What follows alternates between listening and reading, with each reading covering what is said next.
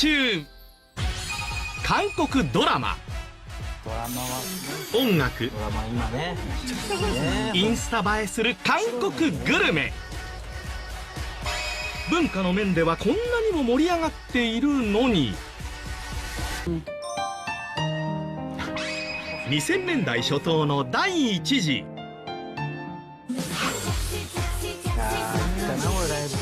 2010年頃の第2次に続き、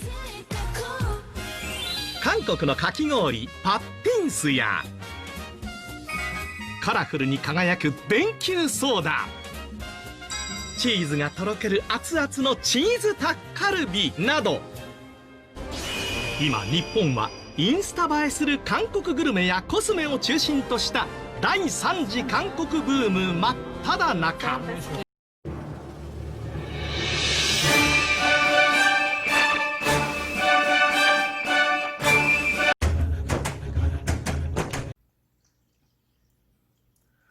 안녕하세요. 정치를 품격 있게 풀어드리는 정치클래스 TV의 심상만입니다.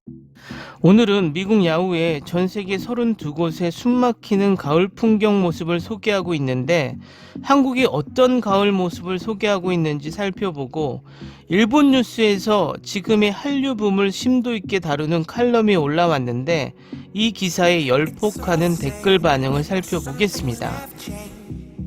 오늘의 영상은 전 세계 가을의 모습과 멋진 음악, 그리고 일본 한류 칼럼이 동시에 소개됩니다. 영상은 전 세계 숨막히는 가을 모습이고, 내용은 한류 칼럼과 댓글 반응으로 진행합니다. 그럼 시작하겠습니다. 이제 한국은 멋이라는 이미지로 정착. 헤이세이 시대의 윤사마 붐과 레이와 시대의 한류 붐의 결정적 차이는 뭘까? 차근차근 영역을 확대하는 한류붐, 한국 드라마, 한국 화장품, 한국발 아이돌 그룹이 유행하고 있는 2020년 현재, 일본은 제3차 한류붐이 한창인 것으로 알려져 있습니다. 지금의 한류붐에 대해 살펴보기 위해 우선 그동안의 붐을 되짚어보고자 합니다. 중장년의 여성을 열광시킨 윤사마. 처음 시작된 제1차 한류 열풍은 2003년 헤이세이 평성 15년에 드라마 겨울연가의 주역을 맡았던 배우 배용준의 중장년 여성들에게 폭발적인 인기를 끌며 크게 유행했습니다. 소위 윤사마 열풍입니다. 이 붐은 지금 생각해보면 단지 한정적인 것이었다고 말할 수 있을지도 모릅니다.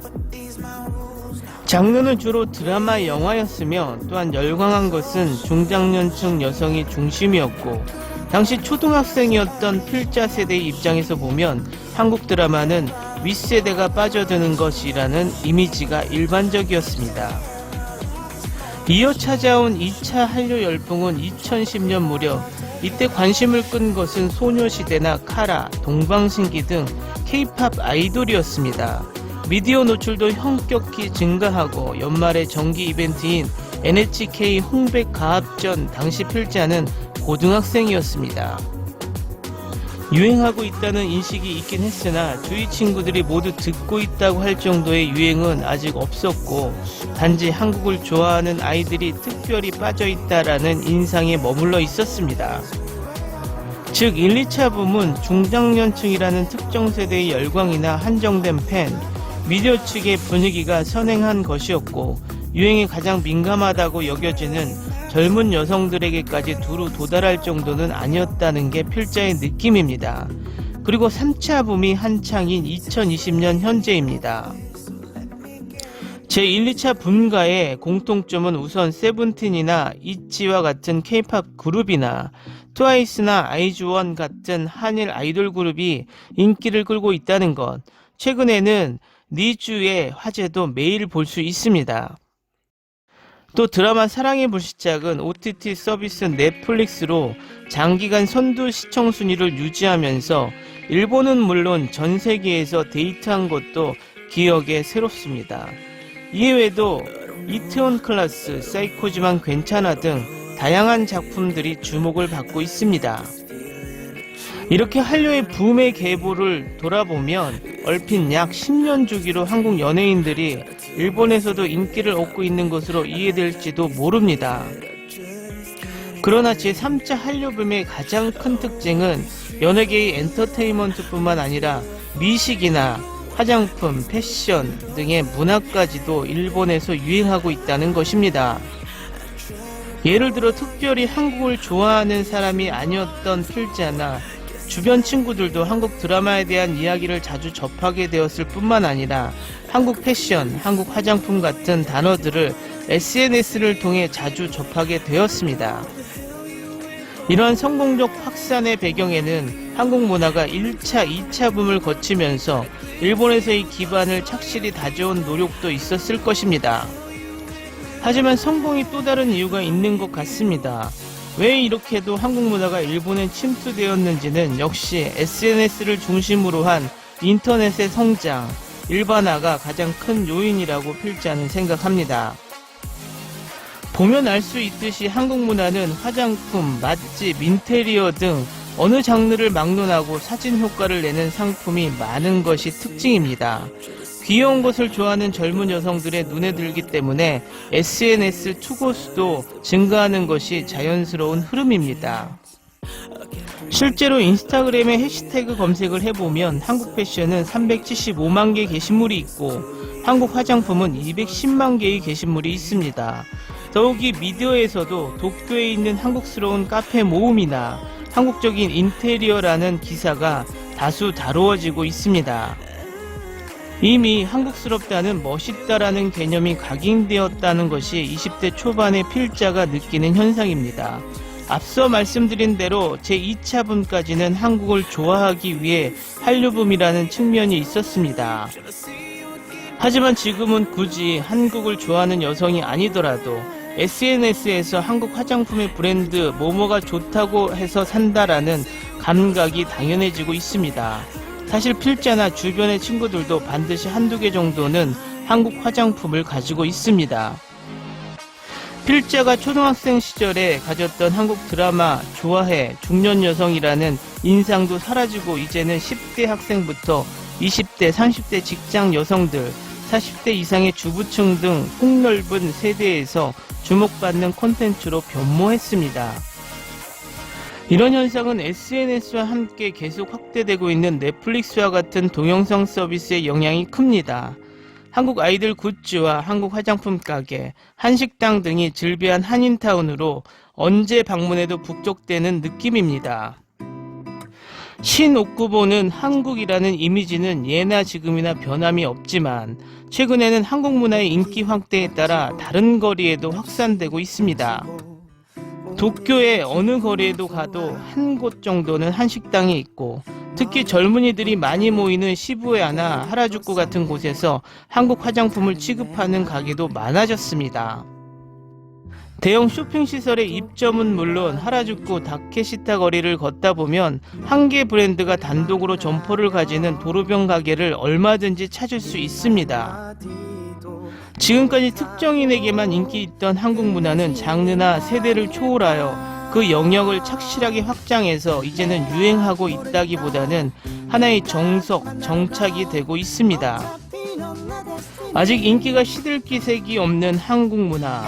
일본에서도 주목을 끄는 장르는 향후 더욱더 늘어가는 것은 아닐까요? 이 기사의 일본 댓글 반응입니다. 한국이란 단어에 멋의 개념이 연결이 되나? 어디가 멋있지? 납득할 수 있는 설명을 해주세요.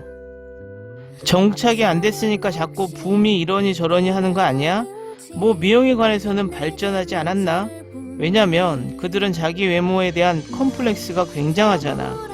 민족의 특징을 자신들도 아름답다고 생각하지 않는 것 같고 매사에 콤플렉스 범벅이라 힘드신 분들이군요. 일본이 말려들게 하지는 않았으면 합니다. 저 나라는 뭔가 유행하면 다 똑같은 몰골이 돼. 어느 나라에서나 그런 경향이 있긴 하지만 저 나라는 특별히 두드러지는 것 같아. 그런 나라가 어디가 멋져. 패션뿐만 아니라 역사도 문화도 전무 혹은 베끼는 사회인데 무엇을 어떻게 해야 멋을 낼 수 있는지 설명하기 바란다. 화장품이나 머리 스타일이 좀 구려서 일본에서 10년 전쯤에 보았던 기시감이 강한 패션입니다.